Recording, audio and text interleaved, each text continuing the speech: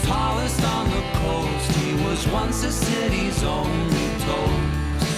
All right, Ben, so I think the important place to start is 2012. Why was it the time to release Former Lives? Why was it time to do your first solo record?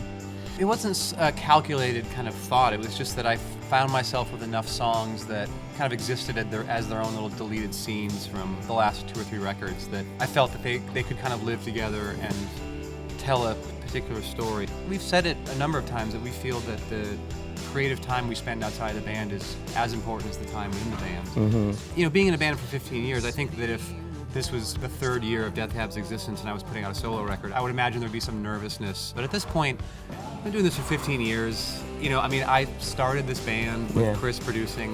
The impetus for doing this record was not the classic, you know, my voice isn't being Screw heard. these guys. I'm taking it on the road. Or my voice isn't being heard in the band. It's like, I'm the songwriter in Death Cab for Cutie. My voice is well heard. You're out there a little bit. I'm out there a little bit. Yeah. So, you know, but I found that I had enough songs that tonally didn't fit with the band, and I think people who've heard the record would agree with that. Yeah. It's my humble opinion that the songs are still worth releasing and that people might enjoy them. And that's why they're out there. That's why they're out there. Teardrop windows crying in the sky. He is all alone and wondering why. You know, on the surface, when a lot of people see Former Lives coming out, they're probably going to assume with the time that it's some sort of creative bloodletting or something like that.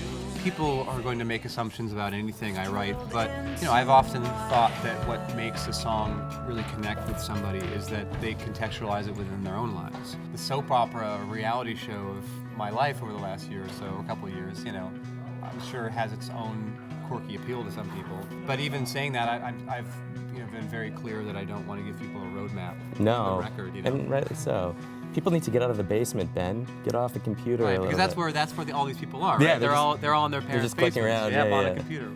How did we get? Are there bloggers that are actually in their parents' basement? There's gotta be. Is this Isn't a that real where thing? I thought that's where the blog originated. Some like guy with Cheetos in the basement. Oh, Gibbard's doing this. Does blog stand for basement log? Is that what blog is? It does now. I think it does now. You seem so out of context in this gaudy apartment complex. If someone does a Ben Gibbard interview, the most cliched possible question they can ever ask, it's even in your Twitter handle now. Ask about the Postal Service, never ask about the Postal Service because there's no plans for a second album. But I gotta say, 10 years next year in February, you guys have to be doing a re-release. Is there going to be something happening for the Postal Service? That's a special album for a lot of people.